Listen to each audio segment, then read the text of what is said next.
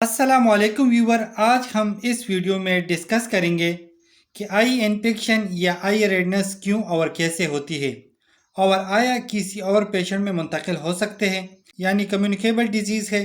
Complete review जाने इस video में। कंजक्टिवाइटिस एक ऐसी आई कंडीशन है जिसमें हमारी आंख के वायरल इन्फेक्शन की वजह से रेड होकर दुखने लगती है और आंखों में खारिश होती है और आंखों से पानी निकलती है और आंखों के अंदर एक ऐसे लेयर मौजूद है जो कि आई प्रोटेक्शन का काम करता है।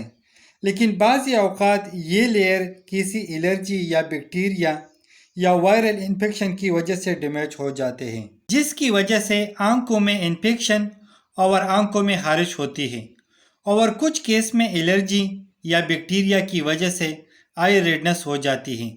लेकिन ये कॉमन नहीं है और वायरल इन्फेक्शन में ख़ास बात ये होती है कि ये वायरस किसी और शख्स में आसानी से मुंतकिल होती है। अगर घर में किसी एक को आई इन्फेक्शन हो जाती है तो 1 या 2 दिन में पूरे घर वालों को आई इन्फेक्शन हो जाती है। और अक्सर ऐसा भी होता है कि जब एक आई में आई रेडनेस हो जाती है तो दूसरे दिन दूसरी आंखों को भी मुतासरा कर देती है। ये वायरल इन्फेक्शन की वजह से होती है और कुछ लोगों को एक साथ आई इन्फेक्शन स्टार्ट हो जाती है और कुछ लोगों में एक ही आंख में ही होता है और आंखों में ऐसा खारिश होती है जैसा कि आंखों में कोई कचरा चला गया हो और जिसकी वजह से आंखों में रेडनेस हो जाती है और साथ में आंखों से पानी निकलता रहता है और आंखों में सूजन भी हो जाती है और इसके अलावा वायरस की वजह से पेशेंट को फीवर और खांसी भी होती है।